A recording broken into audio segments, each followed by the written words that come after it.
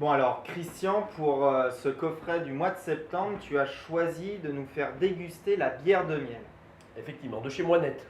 D'accord, bon là tu me fais un petit peu peur parce que pour moi bière de miel ça va être quelque chose de très sucré.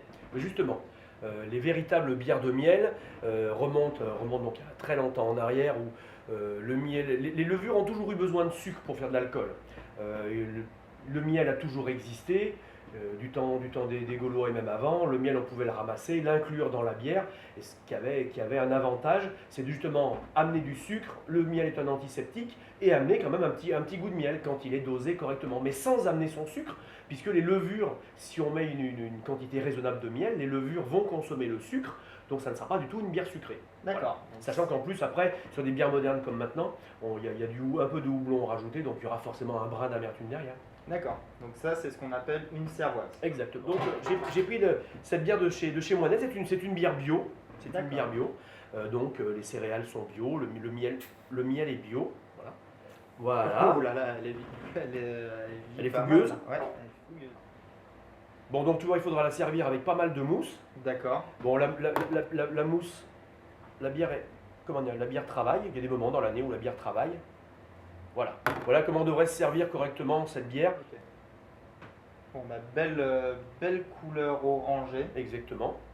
Légèrement trouble, parce que tu as cette matière qui est en suspension. C'est aussi un petit peu la particularité de Moinette, d'avoir des bières, on va dire, grossièrement filtrées, ce qui fait qu'il y a toujours un peu de matière en suspension. Voilà. D'accord. Donc un peu, alors dans le grand verre, on voit qu'elle est plutôt orangée abricot, quoi. Oui, c'est ça. Abricot bien mûr. mûr, bien rouge là, de cette fin d'été. Le nez, ça sent le miel. Hein. Ah bah, un peu la bergamote, où j'ai Bien sûr. l'impression Tu as forcément cette note de miel qui est en premier nez. Après, ben là, ça se décline en bergamote. Il y aura même des notes un petit peu aussi, comment dire, d'herbes sauvages. Bon, On goûte. on goûte. Allez. Elle donne envie d'être dégustée. Ouais.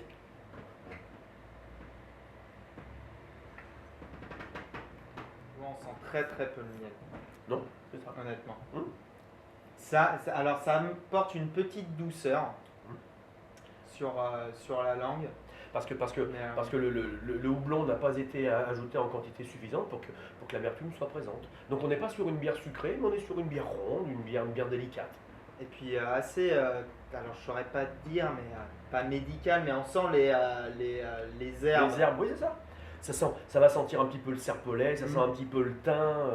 On aurait presque pu la faire en dessert avec une compotée d'abricots au romarin. Ça aurait très bien pu le passer aussi. Et elle tient, Oui, oui, oui. elle tient, on peut parler, etc. Ouais, ouais.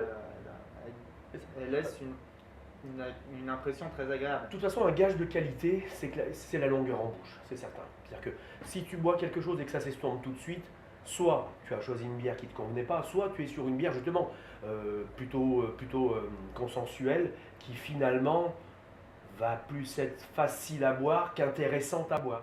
Donc, alors Christian, bon, c'est une bière qui est délicate, subtile, avec un petit peu herbal. Herbacée. Herbacée. Merci. Donc avec quoi est-ce qu'on pourra déguster cette bière? Donc on pourrait soit la faire en dessert avec un compoté d'abricots au romarin. Mais là j'ai choisi une salade de lapin cuite, le lapin cuit 2 heures, très longtemps dans une sauce où il y a des pommes. Donc ce côté effiloché, lapin un petit peu sucré avec une salade un petit peu relevée, ça peut être assez agréable. Bah, en tout cas, ça met en appétit. Bon, bah, Bonne dégustation à vous.